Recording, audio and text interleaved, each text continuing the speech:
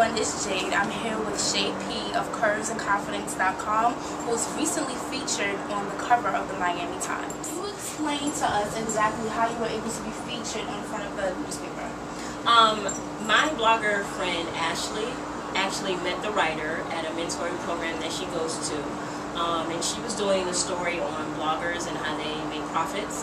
And she actually needed a few other bloggers for the story, so she contacted me. And that's how I was able to, and I sent her a picture as well. That's how I was able to get on the cover. Okay. So as far as sending in your picture, is there anything else you sent in along with it? Well, she asked us about, she sent me a list of about 16 questions. I think it was between 12 and 16. And I answered all of those, and she asked that I send in a high quality picture on all of the questions. Okay, and with those questions, can you just give me like a little summary of exactly what you said?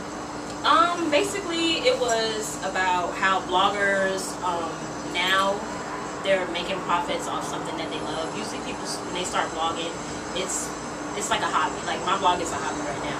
But there are people out there that blog professionally. They made that transition from just doing it in their part-time to being a full-time professional blogger where they quit their 9-to-5 job.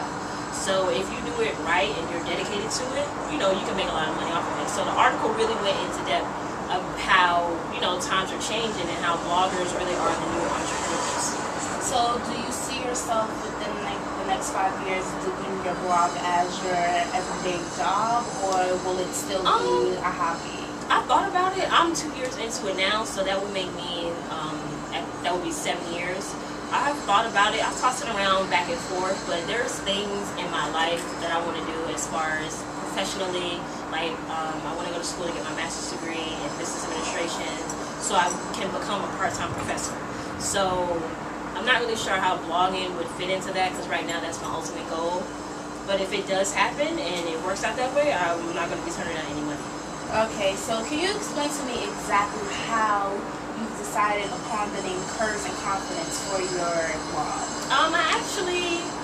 I was in class. I don't remember what class it was, but I definitely wasn't paying attention. And I decided that I needed to buy a domain name for my blog, like get a .com. And I was like, okay, well, what am I going to name it? I wanted to be different from everyone else. I didn't really want to put fashion in the title. I wanted something that was going to describe me.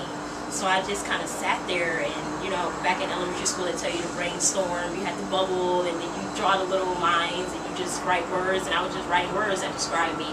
Curvy, trendy, classic, and I just put the words curves and confidence together because I'm a curvy woman, and I'm very confident about myself. Okay. So when you do a post, like, what is your objective? Like, constructing a post, like, what do you want the readers to get when they log on to CurvesandConfidence.com, or what do you look forward to seeing from your readers every time you log onto your account?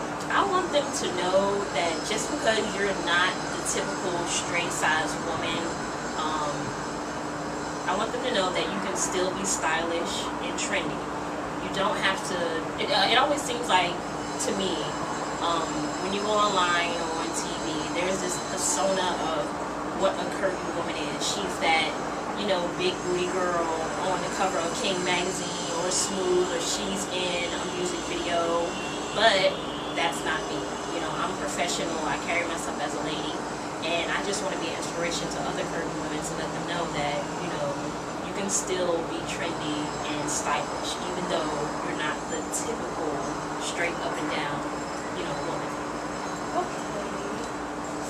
So I know you're, you know, with the whole fashion stuff. So if you can name 2 style icons of your own that you look to and that you're inspired by, or you think of when you put an outfit, like, how would this person wear it? Or I wonder if this person would wear it. Or maybe I want to style this person in this kind of outfit. You can name 2 people and why you look to them fashion-wise. My number 1 pick would definitely be Michelle Obama. I love her. I love everything she wears. To me, she can do no wrong. Like, I just love her style. She's classic, sophisticated. Everything she wears fits her body. I mean, I don't know if she's styled or not. She probably is, but it's just, that would be my image of who I see myself to be in the future. And number 2, I would have to say recently, June Ambrose. I really like her. I I will admit I don't really like how she styles other people, but I like how I love how she dresses. I love her hair. Her makeup is always flawless. She's classic, and then other times she's trendy at the same time, and I like that.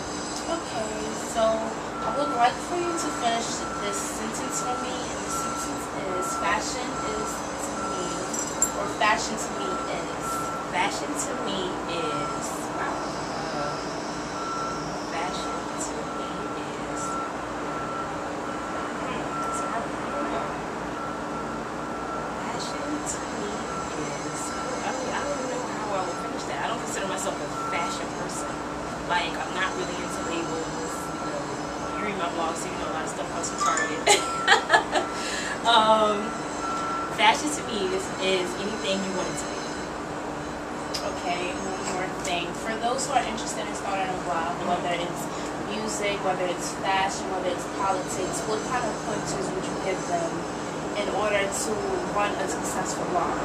I would say that you need to be dedicated, kind of have a general idea of what you want your blog to be about. Never compare your blog to anyone else's because you are your own individual person. I know sometimes new bloggers kind of look at the veteran bloggers and their following and, you know, kind of start to compare themselves to them, but you really shouldn't do that because there's a lot of people that have been doing it for years. You know, people that have 3,000 followers, 5,000 followers, they put in a lot of work into building up that following. So you just have to make sure that you're dedicated. It's something that you love and you like to do, and if just stay true to yourself. If you do that, it's just gonna be easy. It's just gonna, you know, happen for you. Okay, well, thank you for your time. Be sure to give or promote, you know, your blog and Twitter and any other way. Okay, so my blog is curvesandconfidence.com, and you can follow me on Twitter, and it's @curvybeauty, and I'm also on Instagram, and my name on there is Curvy Beauty as well. So I'm on Twitter every day, and I'm on Instagram every day. Those are my two obsessions. And if you, I guess, want to talk to me that way, that would be the quickest way to get to me. Or you can also send me a message on my blog. I have a contact page as well. Okay, and thank you very much. You're welcome. Really appreciate it. Those were good questions.